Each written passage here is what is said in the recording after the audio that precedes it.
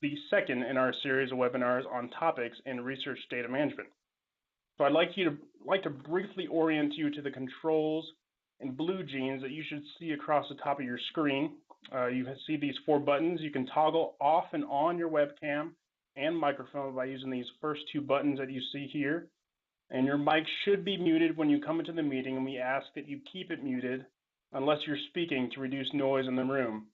If you're having any audio issues and using your computer audio or mic, you can switch to the phone audio by clicking on the down arrow that's next to the microphone icon here. And then if you also have any questions or comments, if you want to hang up, that's the button there. If you have any questions or comments during the presentation, you can use the chat window, which you'll see in the upper right-hand corner of the screen. Just click on that to open up the chat and enter your question. We'll address all the questions at the end for the webinar, and if you experience any technical difficulties during the presentation and you don't know what to do, just let us know in chat. Leah DeForest has put her email address and Courtney Muma's email address in the chat, so you can email one of them. So if you have any problems, one of them will see the issue and they'll try to help you during the course of today's talk.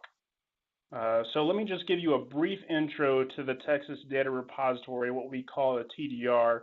It's a multi-tenant Dataverse application, and it's launched. It was launched by Texas Digital Libraries in late 2016. Dataverse, it's an open source web application used to share, preserve, cite, explore, and analyze research data. Right now, there are 11 TDL member institutions who serve in the Texas Data Repository Steering Committee, and they provide feedback and help make decisions on Texas Data Repository services. And the purpose of the committee is to provide strategic planning support and policy oversight to ensure the focus and direction of our programs and services. So this series of webinars that we'll be presenting is called Topics in Research Data Management. So TDL and the steering committee presents this, always free, and we have several different experts in academic libraries throughout North America that will be presenting throughout the year. We have one in February, March, April. So if you'd like to see information about upcoming webinars, you can follow the link provided here. These slides and the presenter slides will be in TDL's Open DSpace repository. And finally, I'm excited to introduce to you today's guest, Sherry Lake. She's the Scholarly Repository Librarian at the University of Virginia Libraries, and Sherry will discuss Open Science Framework integration with Dataverse, and she has a live demo for us today. So give it up for Sherry. Thank you, Matt. I'm going to start sharing my screen now. Let's hope it.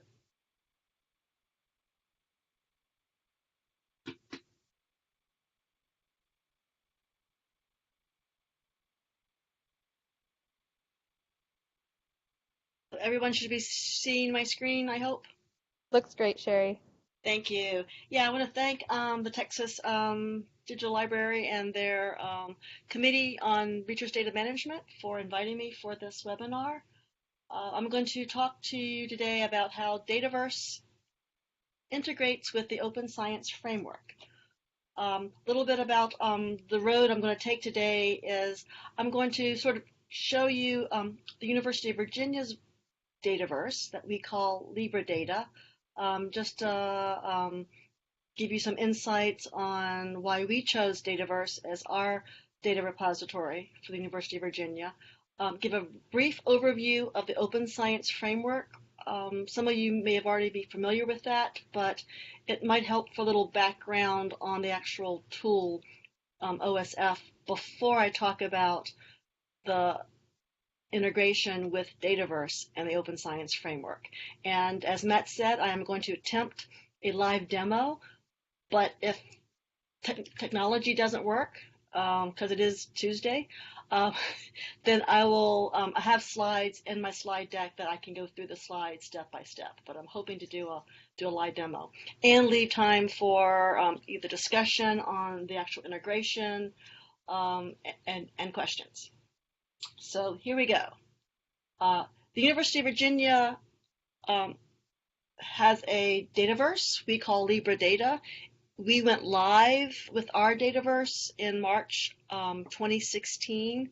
we were moving off of a old Hydra, which is now called Samvera, platform, and I didn't have any developers to actually upgrade the something to a true data repository.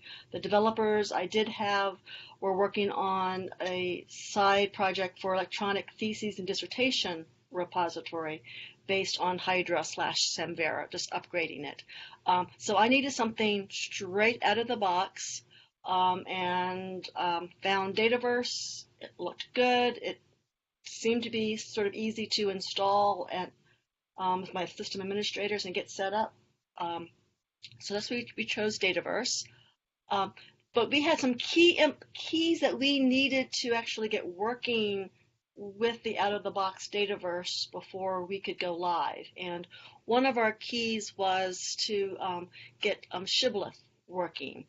At the time, Shibboleth was experimental. Luckily, with work with the my system admins and Harvard IQSS Dataverse developers, we got this experimental Shibboleth working. Because the University of Virginia's Dataverse is its deposit for UVA authenticated users only. So it is truly an institutional repository.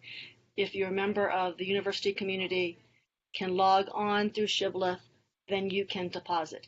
Anyone can search and anyone can download, but it's just the deposit that the Shibboleth authentication was necessary. We also had to have our users who, when you first get an account on Dataverse, you are presented with license and deposit terms.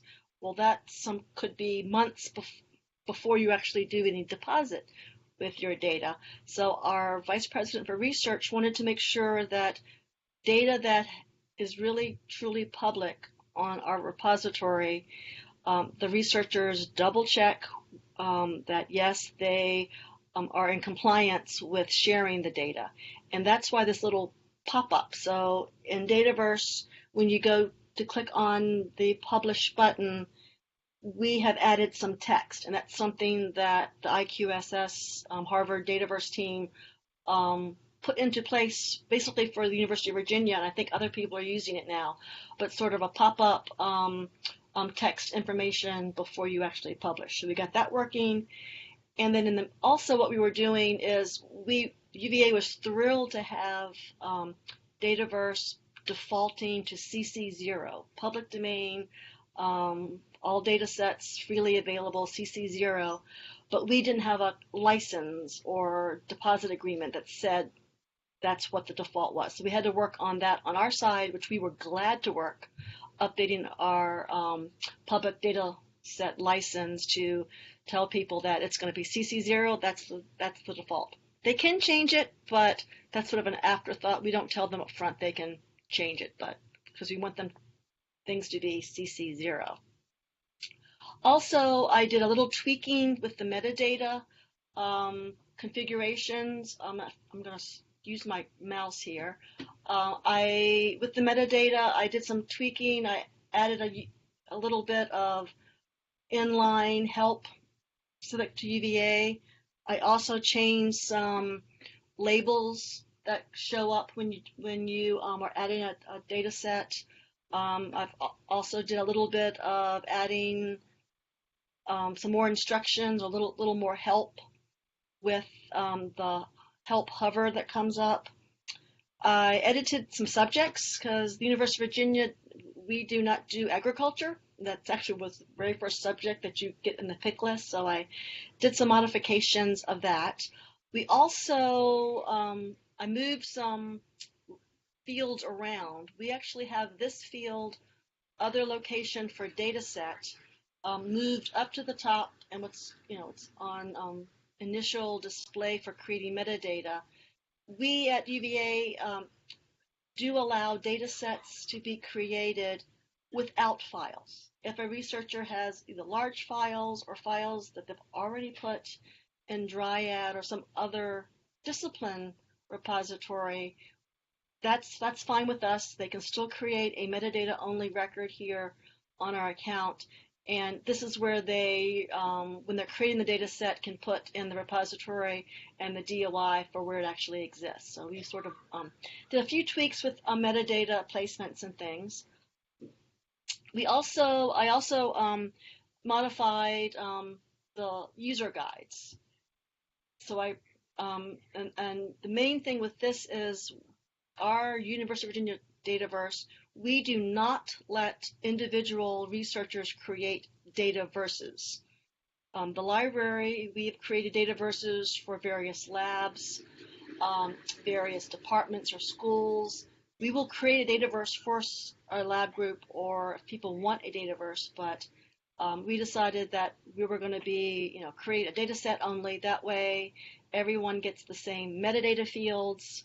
And we didn't want, I guess we're just sort of limiting how much tweaking a user could do if they actually create their own sub-dataverses. So that's what the guides were important to sort of highlight that. And another another institutional searching that we sort of benefited from Dataverse. Dataverse behind the scenes creates a Solr index of all the metadata that's in Dataverse. We have taken advantage of that Solr index and are populating our library catalog with that. So we are merging our library catalog metadata with the metadata from Dataverse, and you can search for data sets and books and audio all in the same catalog interface and be able to access Dataverse. Here's actually a thesis. One of our grad students, so this is from our electronic thesis and dissertation repository. You can also discover his audio files from that all together in our catalog. So we were sort of happy that all these customizations we could go live. And coming in hopefully next month, the one thing that we want to finish our customization is take advantage of the customized homepage that Dataverse lets you do now. One comment from one of our users early on with Dataverse was when they went to the web page, you get your search results. And his comment was, I didn't search for anything. I'm not sure what I'm seeing, just the list of dataverses and data sets all listed together. So I was pleased that Harvard created a homepage that we could put in front. And so someone could either add their data sets in the top up here, they could still search, but then you could easily, if you're doing browsing down here, you could easily go back to the native Dataverse screens of searching and browsing. It's just this front page, sort of a landing page that we want to highlight for our institutional identity. So that's supposed to be in brief intro on the University of Virginia's LibreData. Now I'm going to switch gears and talk a little bit about the Open Science Framework. The Center for Open Science is a nonprofit tech startup located here in Charlottesville, Virginia, and it's dedicated to improving openness, integrity, reproducibility of scientific research. And the Center for Open Science's main flagship product is the Open Science Framework. It's the infrastructure, it's free, it's a workflow software that helps researchers organize, archive, and connect their research to other parts, to users, to other research tools. It's free again, and it's something that actually supports automatic versioning of files, logging. It's designed for researchers to manage their research project from beginning to end, all parts of the life cycle. Like I said, anyone can create an account. You can use the software and upload any type of file and any size of file. They say that there is no size limit of what you can use for the Open Science Framework. And definitely it's a collaborative project. Part of the OSF, like I said, anyone can create an account on the Open Science Framework, but institutions can get Shibboleth configured under OSF for institutions, and that sort of does two things.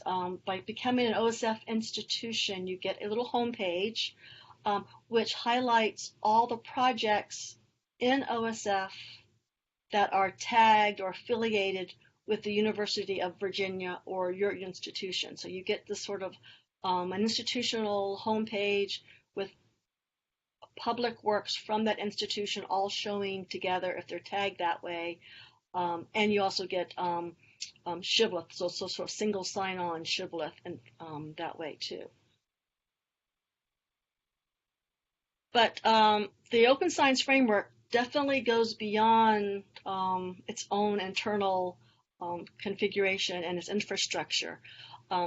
Their key point was to meet researchers where they are, trying not to necessarily change the whole research workflow and process. But if you're using the OSF tool itself, they made a lot of these integrations. What you're seeing here is integrations across the life cycle. They are present integrations and future. So all of this at this point is not directly connected to the OSF, but the potential is there to connect with other services that researchers are using in their life cycle, so they can still share things through the OSF with these other projects. And trying to make the barrier a little lower for people to enter and use the OSF if there are some connections to these other tools and storages that they actually are currently using. So let's go to, I'm not going to do a live demo of the OSF, but just sort of show you some screenshots. The OSF is good for creating projects.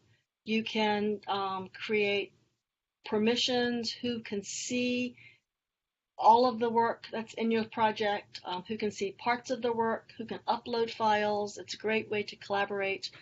And here, this is actually what you're seeing here is your My Projects or dashboard, where you can, the big green button up here, you can start creating a project, or you can click on one that already exists in your list, and you get the, since I clicked on the create, I clicked the create project button, and when you first create a project, you just give a name, and here is where you can affiliate your project with your institution. I don't have to, but what this means is because it's affiliated with the University of Virginia, my little icon here, when I make it public, it will show up on the institutional OSF page. And then sort of easy to create. And you get your project startup page. Projects are the largest form of categorization that the OSF supports.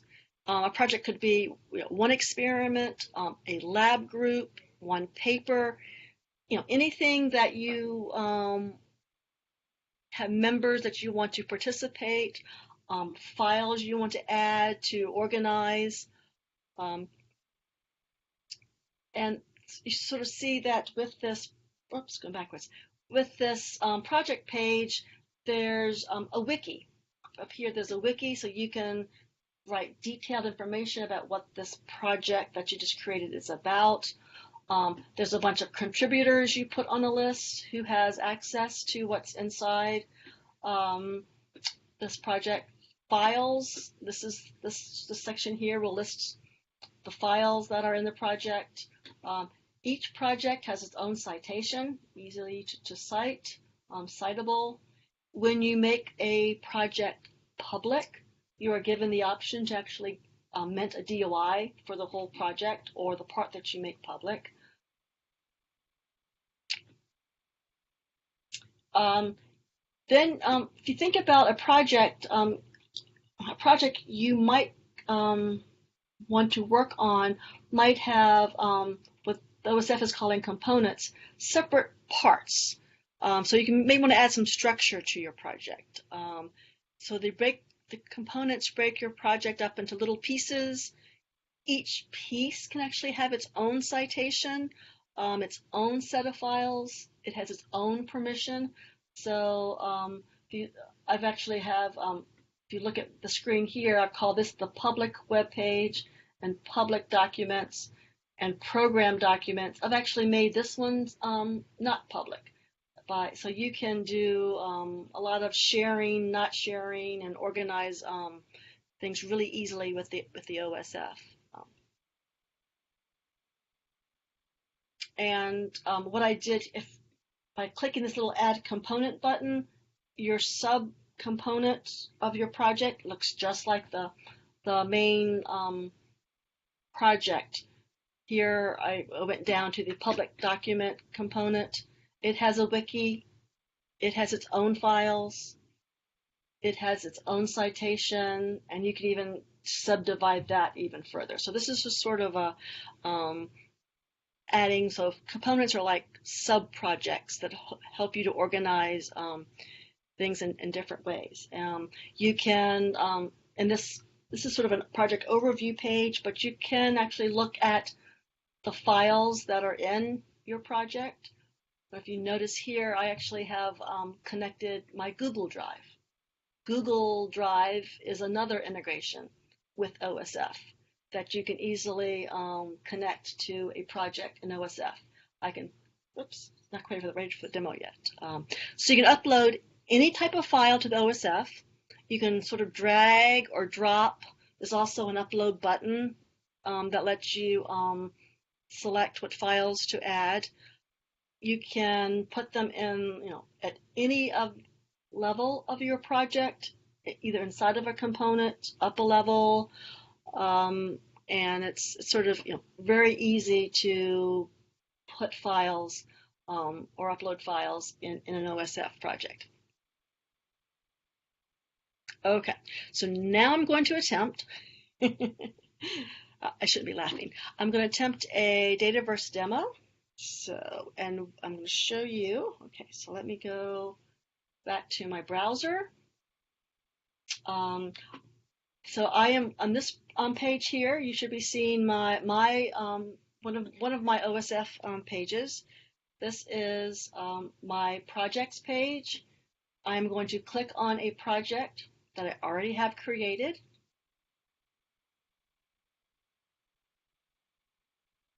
I've already created this project called Texas Digital Library Webinar.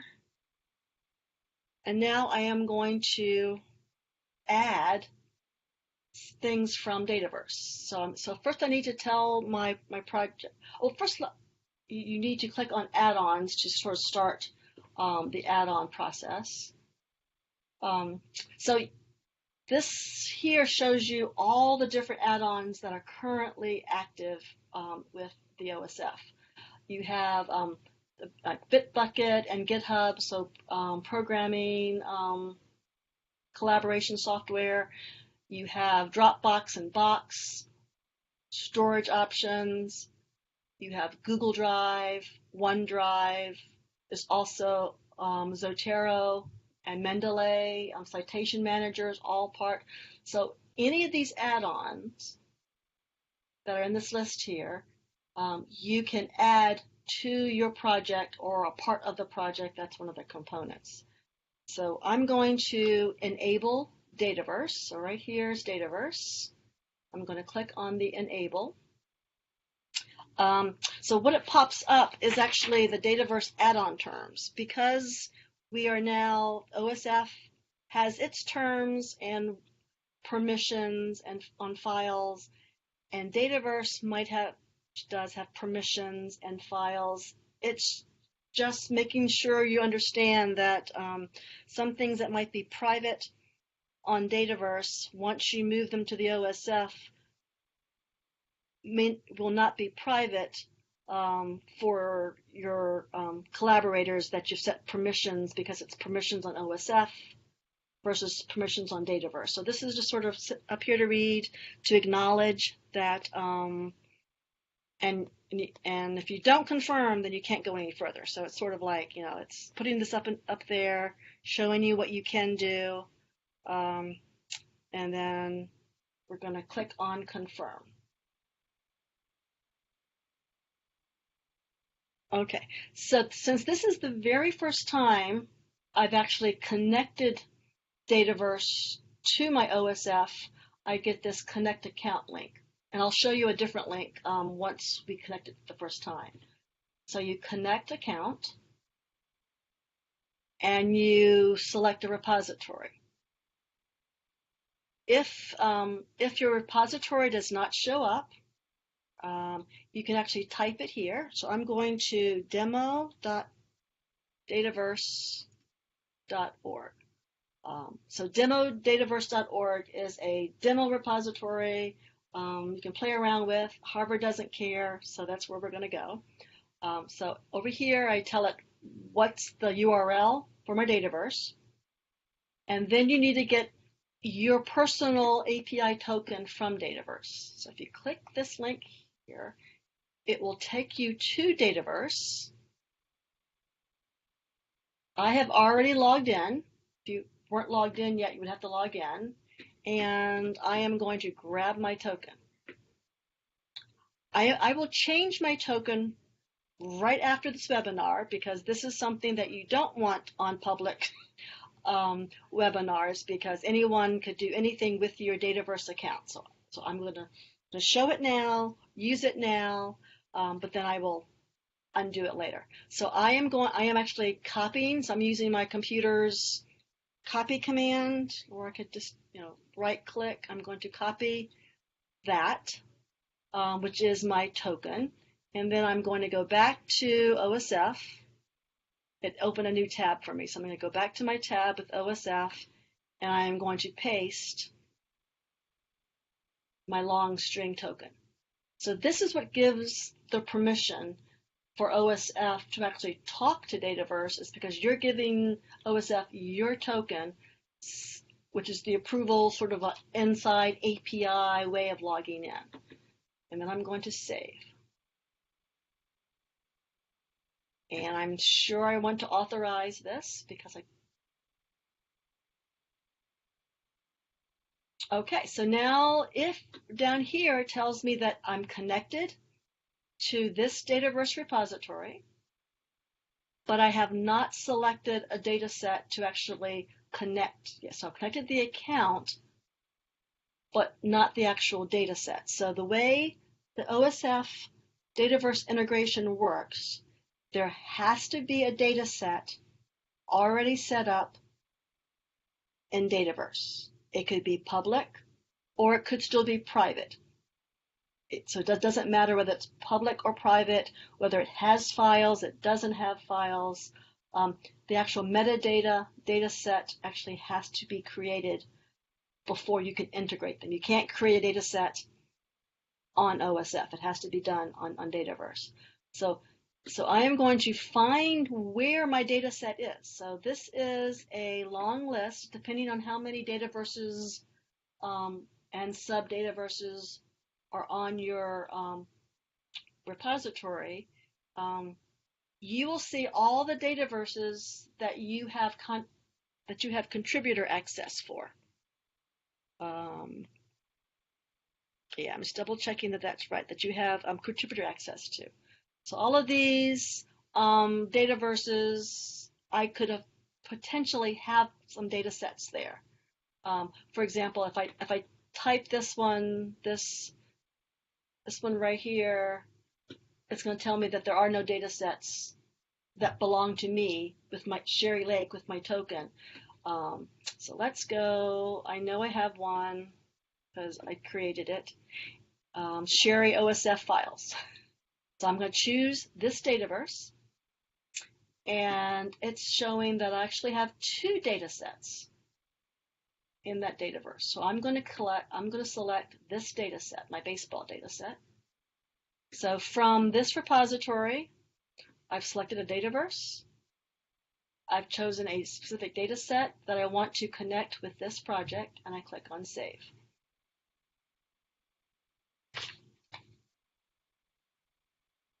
Okay, and it little message down here says it is successfully linked. If I go to up in the gray box right here, the gray bar here, if you click on the title of my project, which is Texas Digital Library Webinar, that goes to my main project page. And I'm going to scroll down a little bit. And if you notice, it actually shows Dataverse, and these are all the files that are over in my Dataverse. You can see them since the window is sort of in a column mode. If you click on the Files button up here in the gray bar in my project, that just goes to that one file section. And then I'm going to sort of collapse this so it's so it shows me this is where my files. So now I can see things from Dataverse, and it tells me that this actually is a published one. Okay, so the next thing with projects, I'm going to go back to I'm going to click on Texas Digital Library Webinar to go back to my main project. You can assign data sets or integrate data sets at the project level, which I did here at the top level.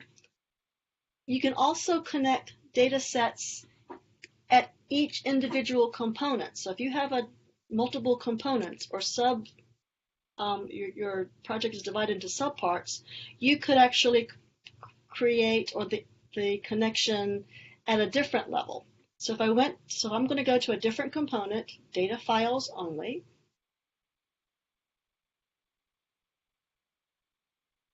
And I want to integrate or connect a different data set here. So if I go to Add-on,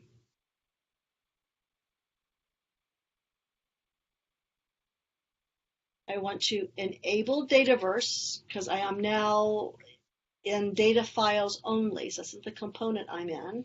I'm going to enable Dataverse. Same pop-up.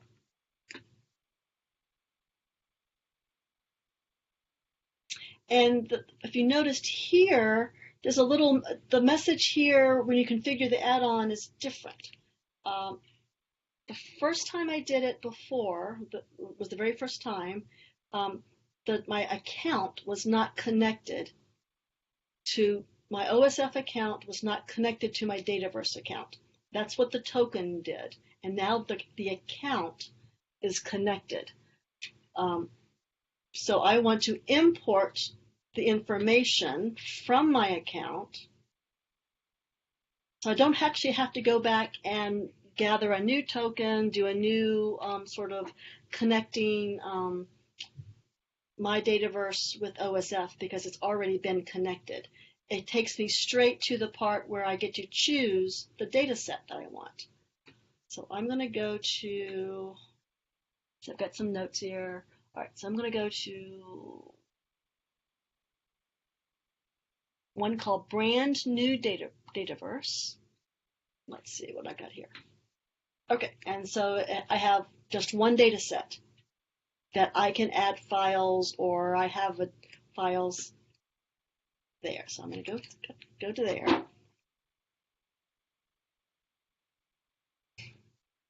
Let me click Save. And so I'm going to follow the link in this message here. So it successfully linked this component or this part of my project, which is called data files only. It successfully linked it here, and it says go to files page to view. So I'm just going to go click on this link and just go directly to that files page. And so now, because I'm in a component, I am like one level down in my project, and that's the files that I'm viewing. It's just that one level, not above me, but just this one level. And I have one file here, And then I have my Dataverse that's connected, and there are no files there. So this data set on Dataverse does not have any files, and it does say it's draft. So I'm going to hop over to my Dataverse and just sort of show you. Also going to show you, does everyone know how to use My Data? I love My Data. If you go to your name at the top and click on My Data, that instantly takes you to all the Dataverses and all the data sets that you yourself have permission to contribute to or edit or publish. I really like that. So this is my data set. I'm just going to show you from the Dataverse side that, there's no files at all in this data set. So this is my Dataverse, but the data set did exist, and it's not public because I have the publish button. So it's a draft unpublished. I'm going to go back to OSF, and now I'm going to add a file. So I'm going to add a file to, let's see, we'll take this one. I'm going to add a file to the Dataverse.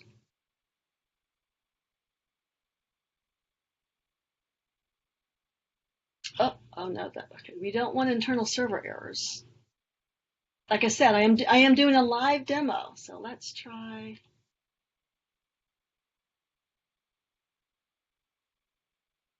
Okay, so doesn't seem to work. That's no problem. I will I will show you what it's supposed to do. Okay, let's hop over to PowerPoint. And like I said, everything I've done is here in the PowerPoint. So we can just keep on going. Everything, okay. So this is, okay, so if I was successful, I'll investigate later why the OSF wasn't quite happy with that. What should have happened was the file that I drug or mouse moved it to the Dataverse here. It should appear right here, and on your Dataverse, you should immediately see that file in your Dataverse on your account. So it's instantaneously. What you see here in OSF is exactly what you see in Dataverse. So you see it here. On the upload, it puts it in on Dataverse. And then because this actually is a draft, you can publish from the OSF. And in my instance at UVA, if I click this publish button to publish the data set from the OSF, I actually get whatever you're expecting with your Dataverse when you click on publish, whatever pops up naturally on your Dataverse is the exact same thing that pops up through OSF. So my UVA researchers will see the exact same, okay, but did you make sure you checked all of these things and you are okay to publish this because I do not have any identifiable information. And then you can publish and it will be displayed on your Dataverse and it actually will be published. So my live demo didn't go it didn't go quite as planned, but it also it went pleasantly well for a live demo. So now for questions. If anyone has any questions or observations or feedback, I'll be glad to hear it.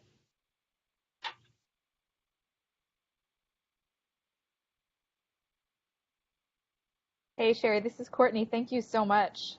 Live demos are always difficult, so most of it worked, so props. Thank you.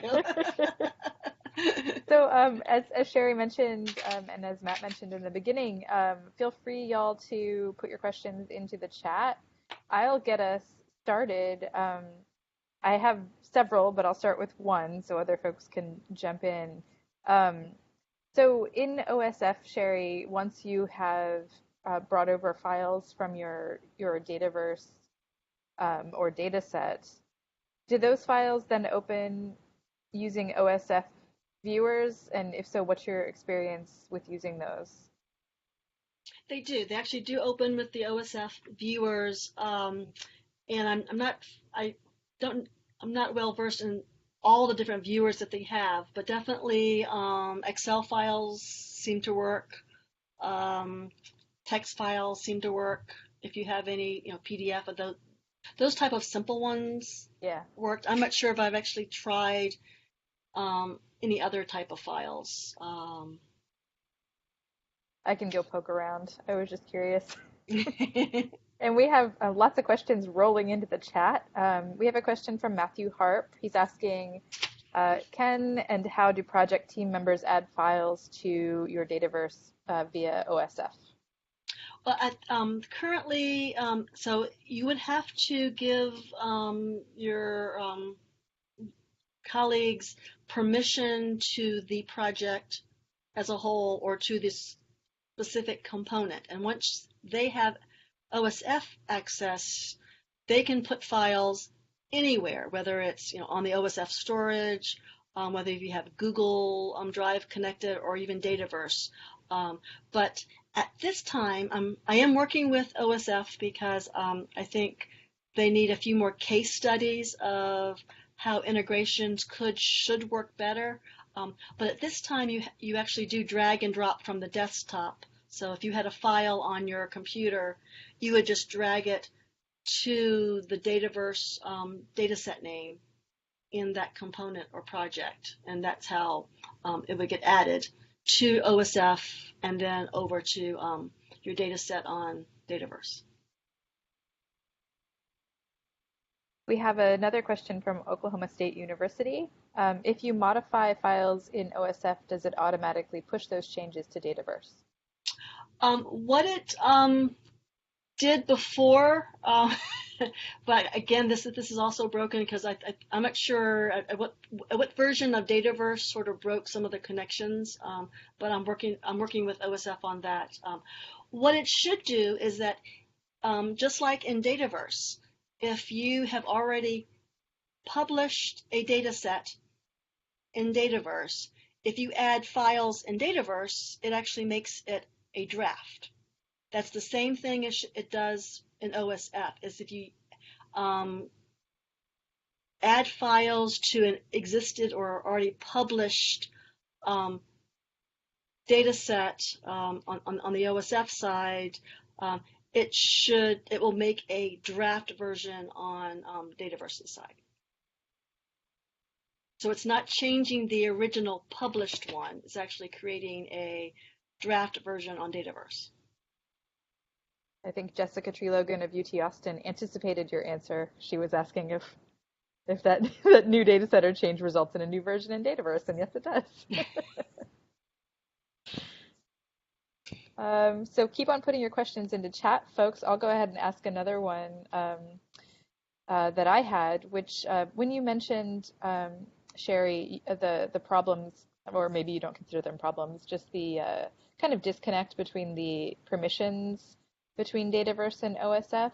Could you describe a little bit more how that works and if there's been any impact or problems with that kind of different levels of permissions in the two systems? No, the one thing that sort of comes to my mind is on Dataverse, if you actually have restricted files, so you've actually checked the box and have files that might be restricted on Dataverse so that someone has to ask for permission to actually look at them. If they are part of a set that integrates with the OSF account, then those restrictions are not on the OSF. And if your project is public on OSF, then those files are public as well on OSF. That answer your question? Yeah, got it. That's really good to know. There's another question in chat. Will any of this work differently if you have a Dataverse that allowed restricted access to the component files? Oh, okay. That answers that question. Never mind. Okay. Okay, Oklahoma State University. Let's see, regarding the Sean Layman, I don't know if I'm pronouncing that correctly, I apologize, database, are multiple contributors making changes to a single data set, or are multiple drafts being created? I'm sorry, say that again. It's Oh, over here in oh, chat. You might I want just to need to. read it. Yeah, I'm going to stop my. Okay, so now I can read chat. Okay, I had my screen still up. All right. Got it. Are multiple contributors making changes to a single data set? Yes. So there's actually a single data set. So those layman files is all those files. If someone would to go in and make changes on that file, um, it's okay. I see the question. If you make change to file 1 and Dataverse is making a draft of that, if someone else is making a change to file 2, is Dataverse making another draft because file 2 got changed? I'm not sure. I can see. Yeah, I'm not sure, but I can check because I can look into that. But no, I don't know.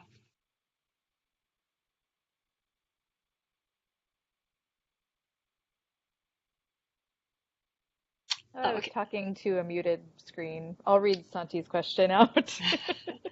um, Santi is from University of Houston, and he's asking, are UVA researchers taking advantage of the OSF Libre data integration? Do you have any early success stories that you can share? Thank you, Santi.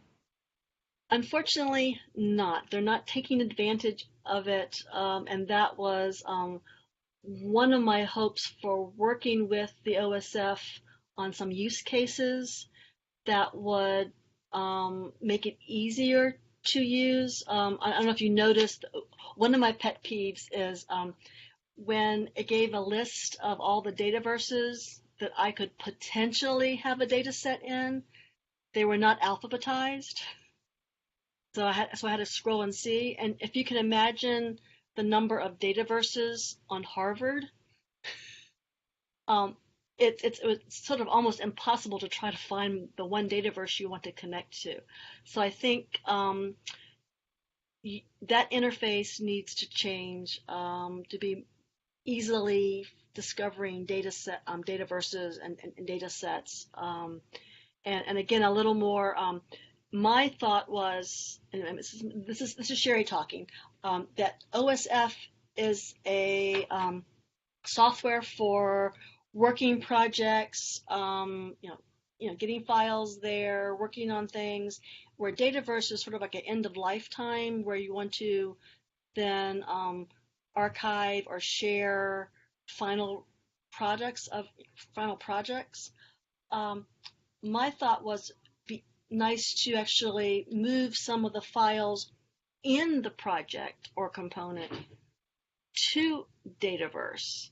But right now, the only way to get something in Dataverse through OSF is from the desktop. That doesn't seem to be a very good or a very useful use case if I just have to put files from my desktop to get them to Dataverse, where maybe I want all the files in one component to be shared and pushed to Dataverse.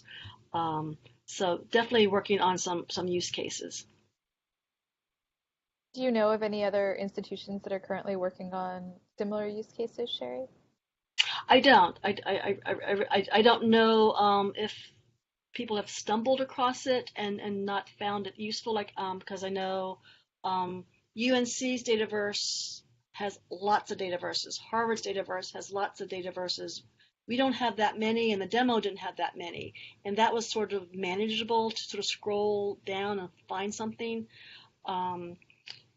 But yeah, I don't know anyone else is looking for use cases, but I would love some so I could put something in front of OSF. The company is locally here in Charlottesville, so I had the advantage to go down to their offices on their whiteboards and sort of pick their brains. So any more ammunition I can take with me, it would be great. Nice. While we're waiting for more questions in chat, I'll kind of follow up. I wanted to ask about if we can back up a second to Libre data. You were talking about the metadata only record that folks can create in LibreData. Yes. Just wondering, kind of along the lines of what Santi was asking, what's the uptake on that from researchers? Are folks really using that to refer out to data sets at different locations? Our uptake in general for LibreData is lower than I hoped for. And that's an internal library struggle of what should our liaisons promote. We do not have a research data management group per se. We have one person at UVA, so the uptake and is great from. We actually have our cultural heritage group. He's doing 3D scans, and he is so excited, and he puts all his stuff in Dataverse. But I don't have a lot of other examples for that. But because we were hoping that would help a little bit with people not having to, put a bunch of files in two places. But not many is taking advantage of it. And just so you know, the Texas Data Repository and the TDR Steering Committee, we face issues with uptake as well, which of course we'd expect because we're still in the first couple of years of getting the whole thing started. So I think maybe at that Dataverse community meeting in Boston, in Cambridge, we should really see how we can help each other and get more researchers engaged using the Dataverses, because I think we're all kind of feeling that and trying to work on it and improve. Yes, I'm going to go back, and one thing that I'm hoping, not sure how actually I'm not sharing my screen anymore, am I? Yes, I am. Did you see our customized homepage? Yeah. Okay. One thing we're hoping to do is actually, if you look on the right side, other selected Dataverses, we're hoping to put library license data in Dataverse so that the data that we buy as an institution, make them accessible here in Dataverse, trying to draw some more people to Dataverse for different reasons. And so maybe if they see, oh, that's there, oh, I like this, maybe I should put my data there too. I don't know. We're just trying to drive people to LibreData, whether to find data or to deposit. That's fascinating. What an interesting idea. Oklahoma State University was following up, asking about, with the uptake not being so great right now, what are the plans to make it so? And so you just mentioned that. Well, I'm also hoping, I'm going to put a new push, like I said, in a couple of weeks, where we're going to actually put this customized homepage there at the front. And I'm going to send things to liaisons. We have a library newsletter just sort of promoting this new, come look at Dataverse with a new, fresh look, and maybe we'll get some more take that way. Yeah, awesome. I hope it works for you. Thanks. We might be following suit with similar objectives. Santi at U of H has another question. Does UVA Libraries support and/or do programming around OSF? And if so, at what level or scope of service? I assume we at UVA we don't do any programming with the OSF. I'm an OSF ambassador, so I do training with OSF. I bring user stories and things like that to OSF, but UVA itself does not do any programming. Okay, programming as in code or programming as in programs and workshops? Maybe I should ask that question. Workshops, okay. As I was going through that one answer, I was thinking I'm going down the wrong path. Workshops. We do have a workshop series through the library, and we've offered OSF a couple of times, but without the promotion and some of the departments behind it, that hasn't worked either.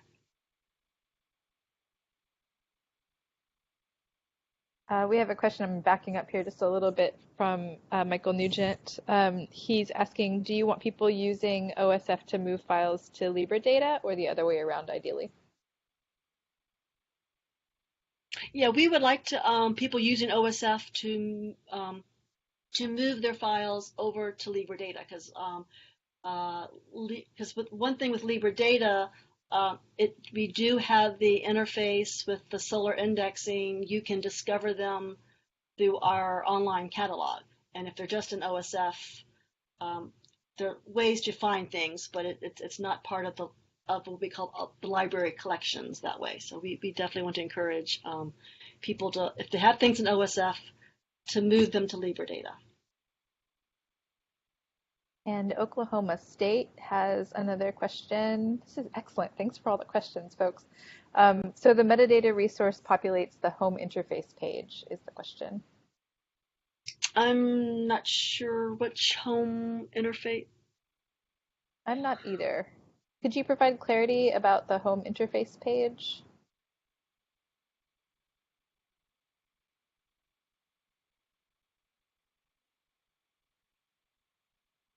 I'm assuming typing is happening. Okay. UVA's customized homepage. No, the customized homepage is all hand done. The select Dataverse right here actually is a pull down, and I've hand edited the HTML that's behind this with all the Dataverses that you could put a data set in, and the same thing down here with the browse selected ones. Those are selected Dataverses that I've hand done the HTML.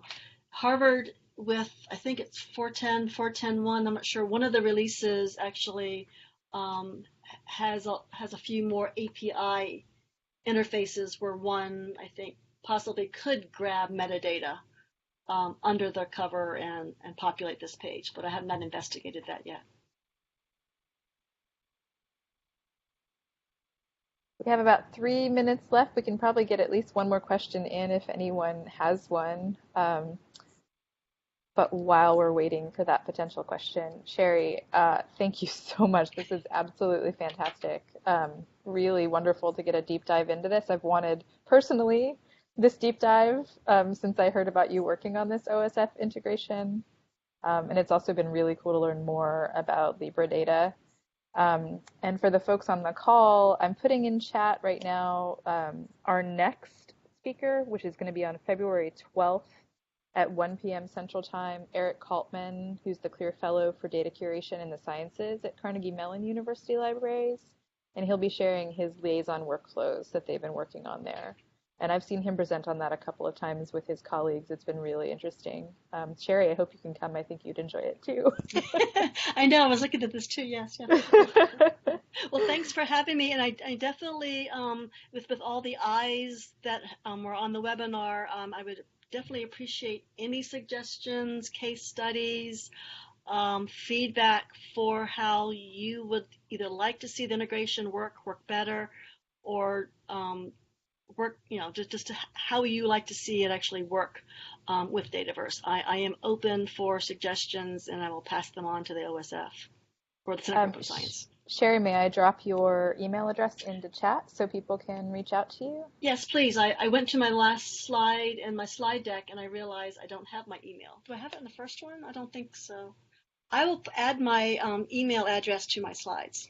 Thank you. And we will have, just so everyone knows on the call, we will have the slides in the Texas Digital Libraries DSpace repository, and those will be available along with the recording of this awesome webinar as soon as we can get it closed captioned and everything put together and put into our repository. And all of you who have attended will get notification when that is there for you to grab.